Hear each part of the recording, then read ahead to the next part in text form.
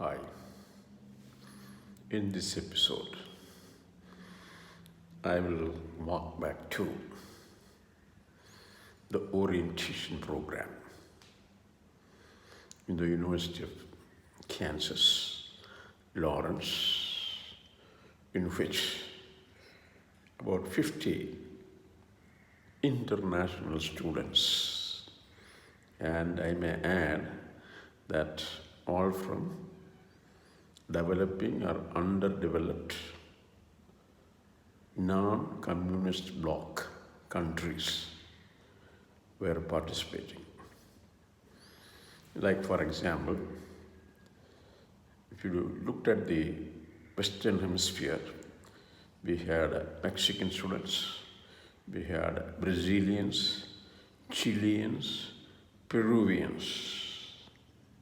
Then if you came out to Europe, especially Southern Europe, we had Italians, Spanish. I think that is all. But the rest of the Europe was communist bloc those days. Then when you come to Africa, many North African countries had their citizens in this orientation program. But somehow I did not come across anyone from Madagascar. Well, of course, India was there, Pakistan was there. Then Bangladeshis did not start coming in. But when you go to East Asia, we have South Koreans, several of them, almost a dozen or 10. No Japanese, no Australians, because they have come under what is called the, developed countries. No Canadians, nobody from Northern Europe. Of course, no one from Soviet Union either, no one from Cuba. Anyway, this crowd had a common language of English. When they grouped up within their clans, they spoke their own tongue.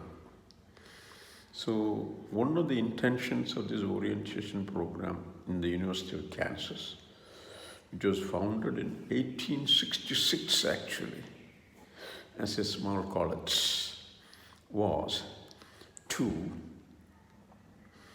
orient the participants beforehand so that they will be able to manage themselves without any hassles in any one of the American universities where they will finally join. And then what happens? Well, the orientation program was, like I said in an earlier occasion, was inaugurated by the council, Lawrence Council or City Council chairperson. And it was a Friday. From Monday onwards, we had a regular program.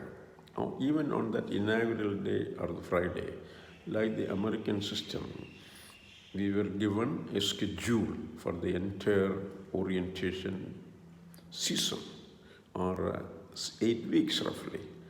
What you do on a certain date, what you do on a certain weekend, all these are spelled out in advance. In other words, that is one of the greatest achievements and practice that American education system has acquired long ago, which we don't find anywhere in India, even in 1970s. Even today, there is no advanced knowledge about what will be covered, what topic will be covered, in fact, in the class.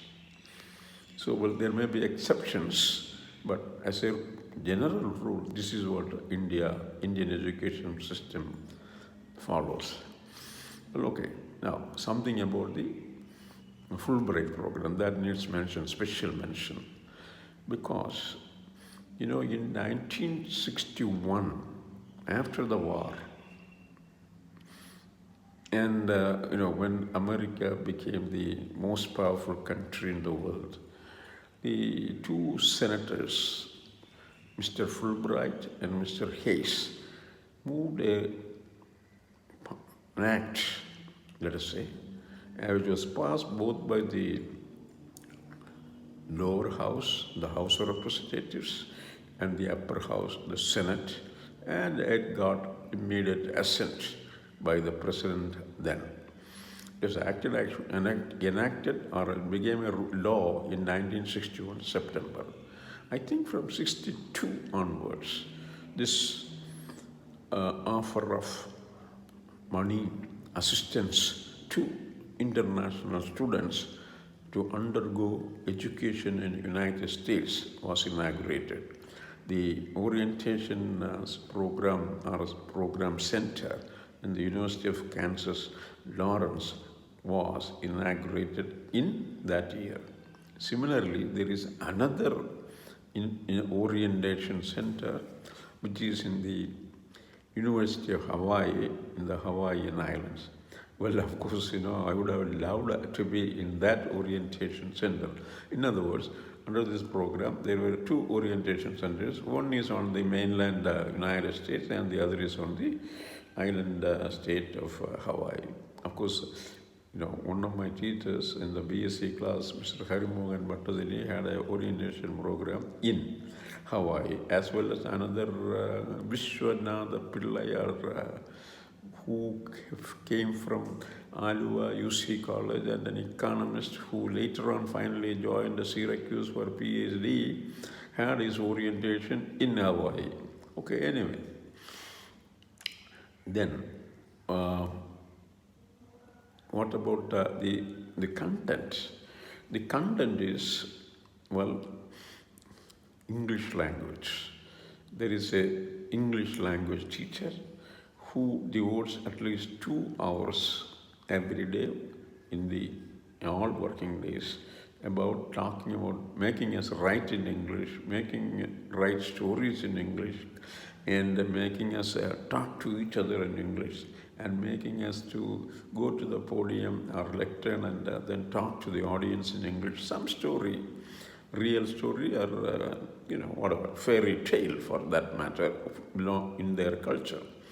So, in other words, that is actually intended for people who have their first language not as English. So it is very interesting and very rewarding also. Of course, many of the Indian students find it very superfluous because we had the Indian English style of speaking and writing.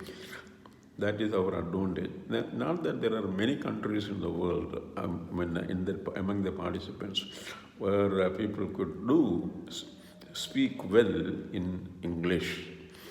So another weekly program was, weekly in the sense weekend, some kind of outing to the suburban or the villages of in and around Lawrence, and where you go for a picnic, because most Americans do go for a picnic during the spring and early spring and summertime. So, we were taken to, as a group, in 2 or 3 buses over to a park, or where we had, we could play, we could sing, we can run, we can climb on trees, or in a swing, and then we can go on eating. So there is a group of volunteers cooking, hamburgers, whatever, plus a lot of beer, a lot of pop, soda pop. So that is actually, not only that, those days when we were in the park, there were other groups, natives from the United States or in and around Kansas states, coming over to spend time with children on weekends. So that we were encouraged to mingle with those groups also, just to talk to them and see to what extent you can talk to them freely. etc. And then one other thing we had exposure was with the American history and American culture. We had two faculties in devoting their time with us, speaking about the history of the United States, how it all began, right from Civil War days to the modern United States. So those lectures were very useful in the sense you had a glance of the way the America became what it is now, culturally, socially, and financially, or economically. Then, one of the things I will say that is, there was reference about Civil War, but there was also 1 hour lecture devoted to Martin Luther King and his struggle for equality of the black people with the Americans. Not many hours, and also conspicuously, the mention of the Native American Indians was absent. Of course, there was mention about the Native American Indians to the extent that now currently the United States have given the Native American Indians territories which is designated as Indian Reservation and so on. Okay. Then another interesting thing that I went through, or the entire group went through, was a stay with a urban family. In other words, a family that is living in a city and a rural family. In other words, a rural family mostly is dependent on agriculture for their sustenance and well-being. So my visit, or my homestay rather, for 2 days and 1 night during a weekend, that is a Sunday, so Saturday and Sunday, was in a village which is maybe 50 miles or 60 miles from the Lawrence campus, and I would say, roughly toward the east. And of course, the good thing about American landscape is, once you go out of the city, it is a vast, open, uninhabited area. I'm talking about even today it is so. And then, you can imagine how was it like way back in the 70s. So you go on driving on your lane on a monotonous ride. Occasionally, you will find not even a rest area unless you drive beyond 100 miles or so. So and there are excellent road signs so that you will not miss your way, you will not go the wrong way, you will not miss your destination. Unfortunately, in our country, in India, I thought when I look at the India situation, there is absolutely no problem of our losing the way because within 5 or 10 minutes of monotonous driving, you will come across a hamlet or some people on the roadside. You can stop there and ask your way forward, how to go to so-and-so place. If you want to see another soul in the road, it is impossible. And you will see a car and a soul in it, that's all.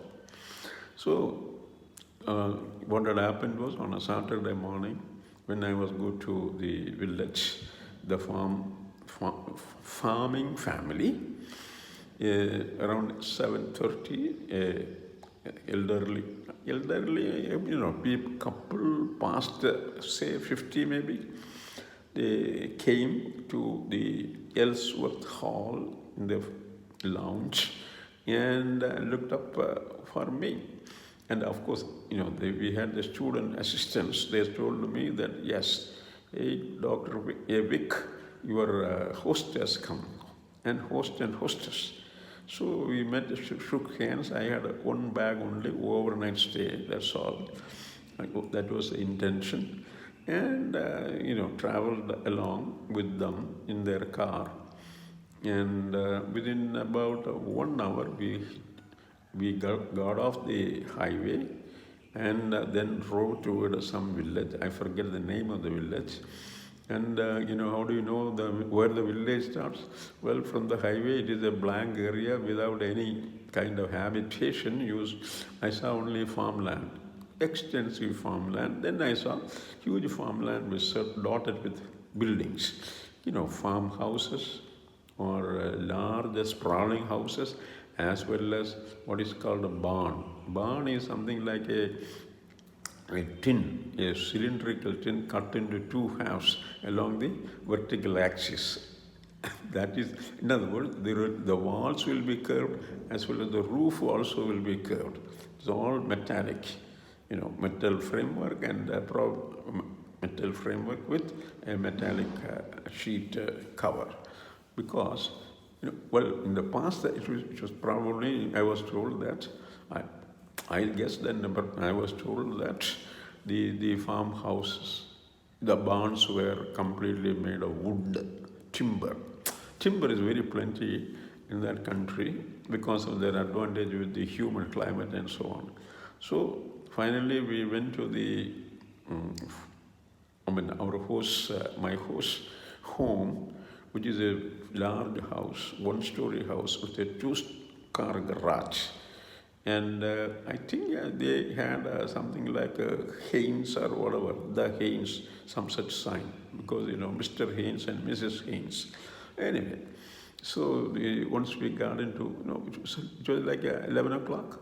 And, I was invited for a breakfast or a brunch, which was homemade. Most of the stuff was homemade. And then, Mr. Haynes told me, you go and relax.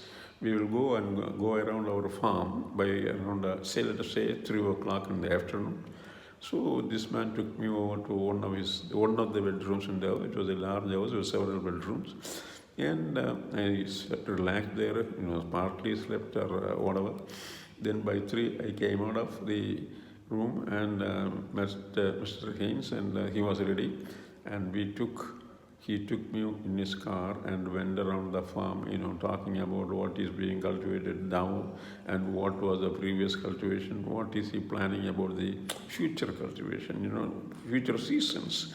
Because they also always go by what is called some kind of cyclicity in raising the crops. And then, of course, told me about the farm animals, how they are never tied down to a pen. It's not, there is a fence, that's all, within the farm. The entire farm has a boundary with a fencing. And they have their own gas. In other words, there is a well they have driven, a borehole they made, and out of that they get what is called methane, the so-called natural gas now. So then he took me over to the barn and told, all about the barn, which is a place for stocking everything, including the grains as well as the hay. And then, of course, we returned to the home, and I asked for a Coke, because those days Coke was very dear to me. And then by dinner, excellent dinner, I was asked whether I would like steak. I said, certainly, steak is a slab of beef, that's all, without any bone, any piece of bone, not even a small piece of bone. So with that, I said good night and retired for the day. The next morning, I was told that we will go to the church, and from the church, we will stop for a breakfast in the village, in a small restaurant, and from there, this gentleman will drop me off in the university campus in front of the Ellsworth Hall. And that is exactly what happened on the following day. Thank you. I will come with another episode in the next time.